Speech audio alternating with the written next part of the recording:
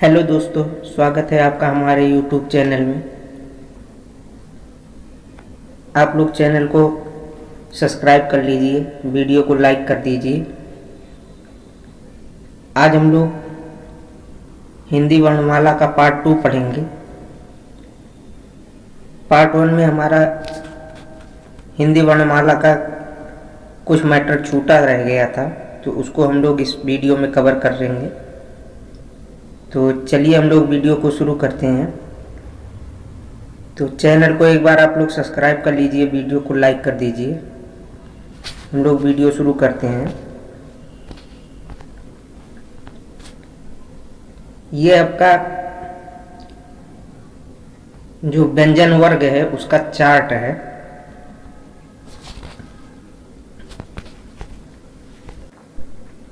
व्यंजन वर्ग का चार्ट है, इसको एक बार अच्छे से देख लीजिए आप लोग, क्योंकि इसी से आगे हमको सब पढ़ना है। तो चलिए हम लोग आगे अब देखते हैं। सबसे पहले हम लोग अल्प प्राण और महाप्राण पढ़ेंगे। तो अल्प प्राण किसे कहते हैं? अल्प प्राण किसे कहते हैं? जिन वर्णों के उच्चारण में मुख से कम हवा निकले, अर्थात प्रत्येक वर्ग के पहले, तीसरे और पांचवें व्यंजन वर्ण तथा अंतस्थ व्यंजन वर्ण यारा लावा को अल्प प्राण कहते हैं। या हम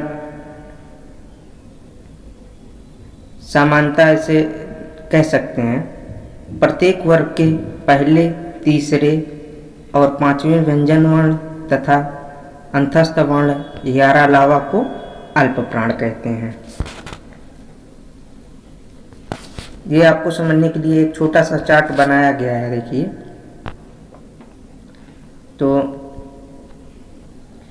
इसमें जो है आपका प्रत्येक वर्ग का पहला, तीसरा और पांचवा वर्ण दिया गया है। तो अल्प प्राण में प्रत्येक वर्ग के पहले, तीसरे और पांचवें वर्ण तथा अंतस्थ वर्ण यारा लावा को अल्प प्राण कहते हैं। सबको समझ में आ गया? चलिए अब आगे देखते हैं। महाप्राण किसे कहते हैं? जिन व्यंजन वर्णों के उच्चारण में मुख से अधिक हवा निकले, अर्थात प्रत्येक वर्ग का दूसरा और चौथा वर्ण तथा ऊष्म वर्ण सा सा सा हा को महाप्राण कहते हैं। जिन व्यंजन वर्णों के उच्चारण में मुख से अधिक हवा निकले, या हम कह सकते हैं प्रत्येक वर्ग का दूसरा और चौथा वर्ण तथा ऊष्म वर्ण सा सा सा हा को महाप्राण कहते हैं। तो ये आपका प्रत्येक वर्ग का दूसरा और चौथा वर्ण है। प्रत्येक वर्ग का दूसरा और चौथा वर्ण, और यह आपका ऊष्म वर्ण सा सा सा हा है। इन वर्णों को ही महाप्राण वर्ण कहते हैं। आगे देखते हैं अघोष तथा सघोष। तो अघोष किसे कहते हैं? प्रत्येक वर्ग का पहला व दूसरा व्यंजन, प्रत्येक वर्ग का पहला व दूसरा व्यंजन तथा ऊष्म व्यंजन सा सा सा हा को अघोष कहते हैं। प्रत्येक वर्ग का पहला व दूसरा व्यंजन तथा ऊष्म वर्ण सा सा सा हा को अघोष कहते हैं। यानी कि ऐसे व्यंजन वर्ण जिनके उच्चारण में हमारे स्वर तंत्रियों में कंपन ना हो, जिनका उच्चारण करते समय स्वर तंत्रियों में कंपन ना हो, उन्हें हम अघोष वर्ण कहते हैं।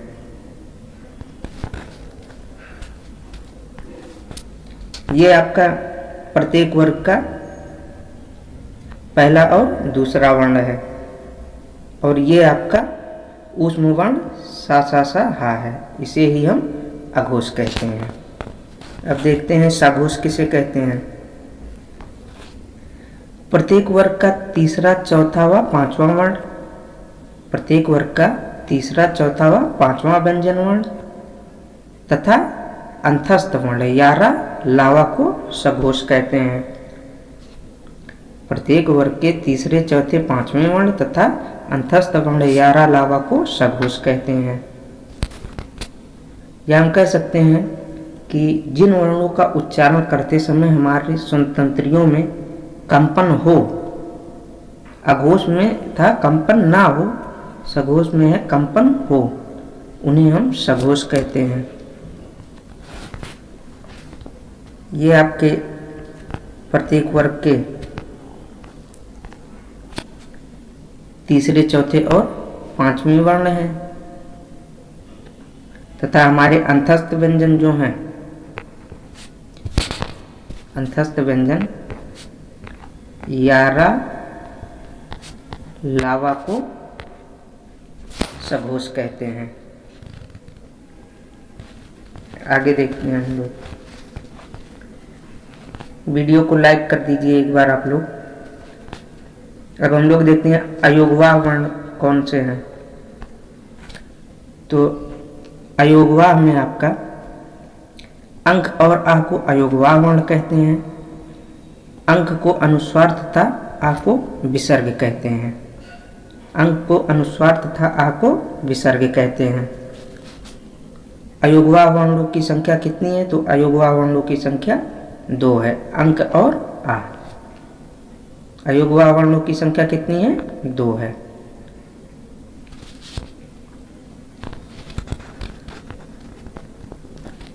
आगत या गृहीत ध्वनियां कौन कौन सी हैं?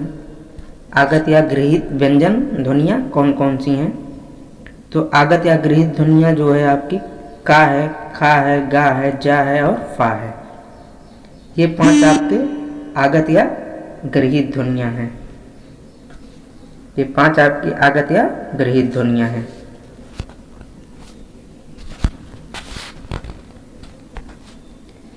उच्छिप्त व्यंजन किसे कहते हैं?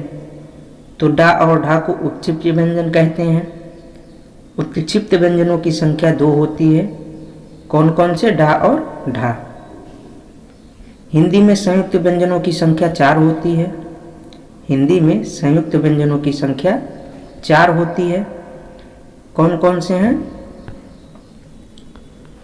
छात्रा, ज्ञा और श्रा। ये 4 वर्ण जो हैं इन्हें हम संयुक्त व्यंजन कहते हैं। अब जो हमारी हिंदी में स्वर ध्वनियां हैं, उनमें से ध्वनियों को जो है देखते हैं विवृत, अर्धविवृत, संवृत और अर्धसंवृत में से कौन कौन सी ध्वनियां किसमें हैं ये देखते हैं। तो हमारा ये जो बड़ा आ है, ये हमारा जो बड़ा आ है, ये हमारा विवृत के अंतर्गत आता है।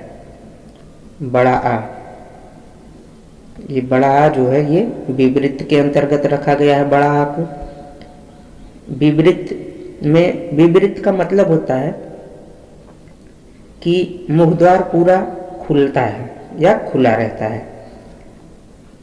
विवृत वर्ण जो है इसका उच्चारण करते समय हमारा मुख द्वार पूरा खुला रहता है। आप लोग खुद बड़ा आ का उच्चारण करके देखिए, मुख आपका पूरा खुला रहेगा। अर्धविवृत, अर्धविवृत के अंतर्गत 4 स्वरों को रखा गया है, जिसमें आपका आ है, ऐ है, औ है और आ है। तो ये 4 जो है स्वर, इन्हें अर्धविवृत के अंतर्गत रखा गया है। अर्धविवृत का मतलब मुख द्वार आधा खुला हुआ, अर्ध मतलब आधा, विवृत मतलब खुला हुआ। तो अर्धविवृत के अंतर्गत कौन कौन सी ध्वनियां हैं आपकी? आ है, ए है, औ है और आ है। ये आपकी 4 ध्वनियां अर्धविवृत के अंतर्गत आती हैं। अर्धसंवृत, अर्धसंवृत के अंतर्गत आपका ए और ओ आता है। अर्धसंवृत्त के अंतर्गत आपका ए और ओ आता है। अब अर्धसंवृत्त मतलब आधा, अर्ध मतलब आधा और संवृत्त मतलब बंद। तो जिन वर्णों का उच्चारण करते समय मुख द्वार आधा बंद रहता है उसे हम जो है अर्धसंवृत्त कहते हैं। अब संवृत्त किसे कहते हैं?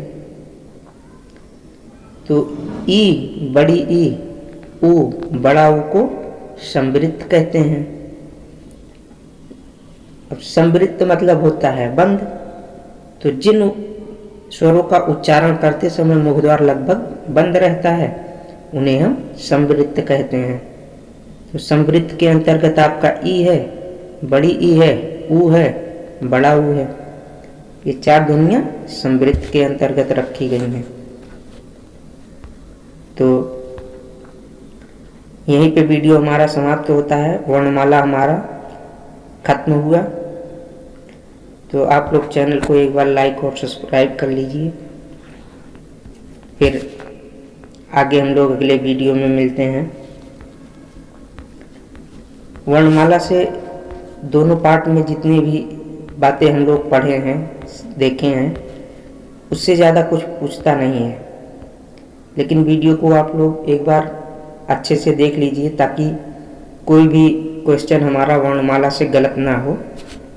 तो ठीक है, हम लोग अगले वीडियो में मिलते हैं। धन्यवाद।